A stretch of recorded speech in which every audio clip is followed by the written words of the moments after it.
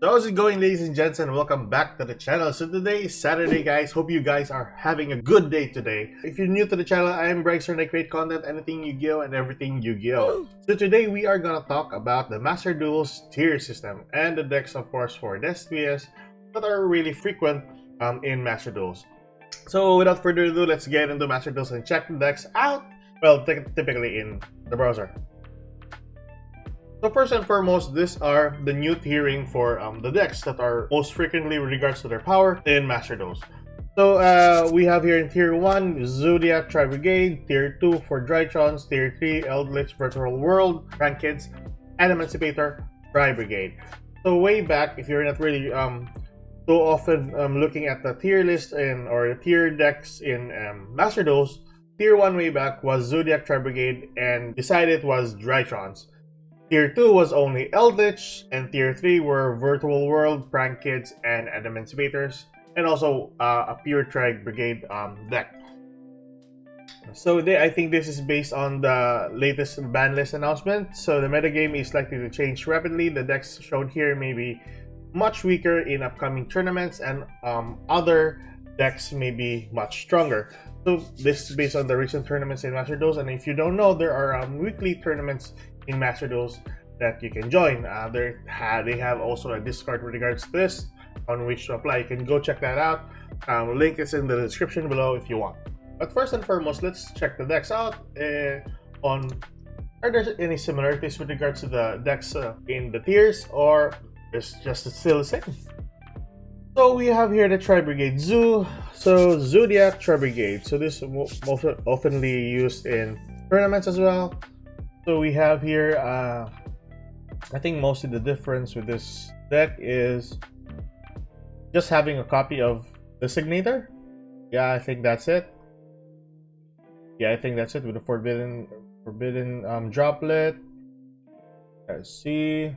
Yeah, I think that's it. Then most of your cards in the extra deck are your Zoo and Tri-Brigade monsters.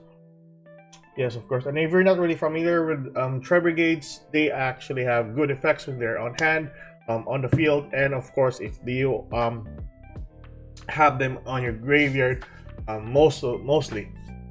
So it is usually Fractal that creates good plays. Needless to say, having just 2 copies of that nerfs the deck quite a bit, but like I said, there are a lot of Tri-Brigade monsters that have good effects, not just Fractal. In general, since Fractal, you can send a card to the graveyard, and with another Tri-Brigade from your deck, also sent to the graveyard. And of course, making some plays afterwards. In regards to the upcoming ban list, it's not really a problem if you have just 2 copies of Fractal, since you can either summon it to the field or send it to the graveyard with its effect. Not really a problem. Yeah, deck list is just pretty much similar. Yeah, having 3 copies of Infinite Impermanence is very okay. Oh, and 2 copies of Revolt for this deck. Alright. Should have 3, but yeah, what am I to actually tell this guy? This guy got first place in Masters Cup. Okay. Interesting enough. Yeah. If you've played most games in Master Duels, after a player uses Ash Blossom or any hand traps for that matter that's a monster, you can use Called by the Grave, and after that it resolves. But you can also use Cross of Designator to negate the effect of Called by the Grave, thus applying your effects for any hand traps for that matter. So yeah, that's Cross of Designator, and let's move on to Drytrons. So Drytrons and the Tier 2, there's not much that changed. I think it's because of changes for Ben 10 that limits itself to 1 copy. Although having 1 copy of Ben 10 might have killed the deck, or possibly just nerfed the deck in general. But like I said, having first place in Master Duels for a tournament, I'm guessing this one is, and also widely used in most of the games in Master Duels. It's not really a problem, since of course the deck has a lot of negates, destruction capabilities, and of course protection. And yeah, you just need to get your good monsters on the field, like Ultimateness and your Zeus to the field, and you're good. You're very good. So far so good. This is this same old deck. Yeah, preparation of rights, although top main deck. Okay, preparation of rights. So easy search for the Drytron, a magic card, and of course your ultimate list. Interesting enough, still useful. So Eldritch.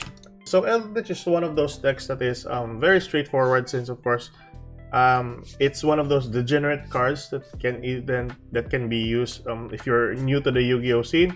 It grants you a lot of possibilities when it comes to your playing field, and of course you just have one monster which is your Eldritch, the Golden Lord. Yeah, it's still good, viable. Having one copy of Conquistador is not really a problem, since of course there are a lot of Eldritch cards that as your trap cards that you can use. You can actually banish or destroy one card in the field. It's not really a problem. And of course your Floodgate, of course. This is the bane of every deck in Master Duels. Yeah, seems similar enough. Yeah, that's still the same though. And yeah, it nerfed because of Conquistador, but on my perspective, it's not. Eldritch is still a strong deck, and if you're new to the Yu-Gi-Oh scene, or you're just new to Master Duels, advising getting Eldritch as your primary deck, still good, and you can grind up to possibly Platinum 1 for this deck. Just saying, Eldritch is still strong, and of course being top 2 way back and top 3 now goes to show that this deck is still viable for a top 3 slot in the Master Duel. Still good. Next up we have Virtual World, Prank Kids, and Emancipators. I think there's not much changes with regards to Prank Kids and Virtual World. Tri Brigade is still viable and still useful though. Yeah, like you said, yeah, still the same old cards. Lao, some players are running with 2. It's not really a problem since regards to the upcoming ban list or forbidden list. And yes, you can still summon your monsters to your side of the field and then go with True Calamity King. That's still good. Prank Kids, yeah. And Emancipators is still the viable card. Roxy's, it's not really a problem if you're playing with 2 copies, since you can search this one or you excavate this one from the top of your deck, since Roxy's is a rock type monster. I think that's all the deck for it. Now let's check on Despias. There's a lot of variants for the Despias at the moment. I would say Despia Dark Lord is one of the best, but a lot of players are, and I would say Shadow Despia is one of the best for this archetype.